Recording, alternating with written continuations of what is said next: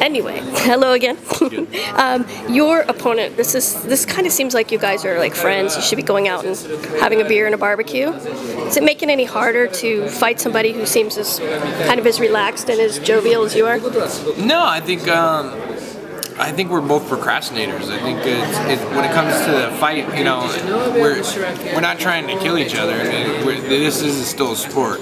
So we're just trying to go out and just, you know, put on a show for the fans, and at the end of the night, you know, we definitely can go have a beer together. I mean, it's like the best example I can that on this side of the country or this side of the world that I actually understand. It's like playing rugby. Like rugby, you beat the crap out of each other, you stomp on them, you cleat them, you spike them, the whole 9 yards, and then at the end they're like, hey, you want to go have a drink? Okay. You talk about all the styles you learned. You started Shaolin when you were about 16, right? Yes. And from tracking your jiu-jitsu career, you sort of began all this stuff around the same 2-year period? A real short period of time, anyway. Jiu-jitsu, I didn't find jiu-jitsu until I was 24. Oh, okay. What spurred you to get involved with the martial arts and to try to take up so many things? For myself, for martial arts, it was my way of getting into martial arts was it was like 1984, I think, was like when Karate Kid came out, American Ninja, and as a kid you always wanted to be a ninja, like so. And for me, growing up, the only way that I knew how to, I guess, get paid to do martial arts, because I was like, I want to be a martial artist and get paid. And it didn't even dawn on me like owning a school or anything like that. And the only thing I've ever saw martial arts to be used was actually on movies. So I wanted to be a B-movie star.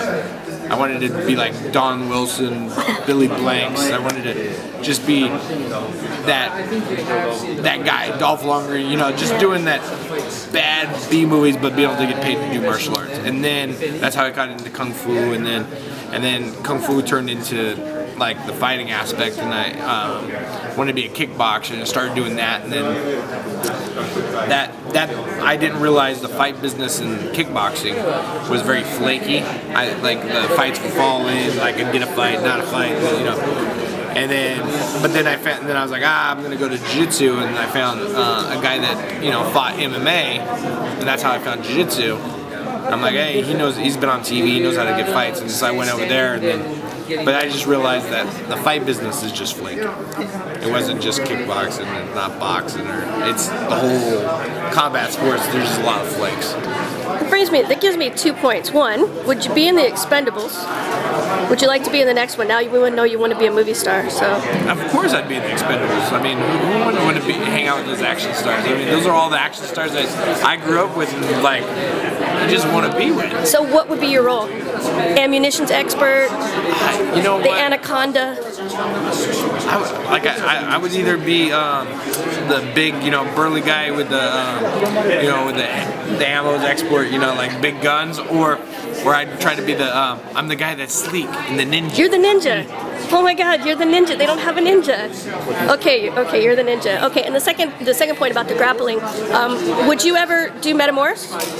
Oh yeah, no, I'd always be down to, you know, go break out my grappling roots again. Be something kind of cool to see. Do you have any? Everybody seems to have a story about Henzo. Do you have a story about Henzo? No, I do have stories, but can't tell them. They're just stories for me and my wife. Okay. And in your sort of your promos leading up, Shizuki Sugiyama said that you were cute. So well, you probably didn't. I don't know if you saw it or not, but she said that she thought you were cute. So what do you think of the Japanese girls? What do I think of the Japanese girls? Yeah. They're cute too. They wear the school outfits. Or their little Bo Peep outfits. I mean, they wear some very different outfits. I mean, Japanese television is over here. I've seen guys in business suits, and then there's a big bright yellow line over here, or a big squirrel. So I'm still trying to understand the different culture. Okay, there's an Asian MMA organization called PXE, and you were in, I think, the fourth one way back then. We have two guys on the card tonight that are champions from PXE, Lin Hyung-gyu and Michinori Tanaka. So, do you recall your experience at PXC, and what do you think about this organization bringing up stars in the UFC? I think with PXC, it's definitely they've come a long ways from where they started. It was the first time I think we fought all the way in Guam. I think they're now all over the place. I think they're like fighting in Singapore now, and like just a whole bunch. I think for them they're really expanding, but it's cool that they started from a little organization and then kind of blew up. Okay. And last question that's kind of a little bit more in the serious phase. The doping that's been going on, there's some issues with the doping. There was an issue with Tim Sylvia like ages ago where he said, you know, he did it because he wanted to look the part. He felt like he never got his body into the shape to look like he was an MMA fighter.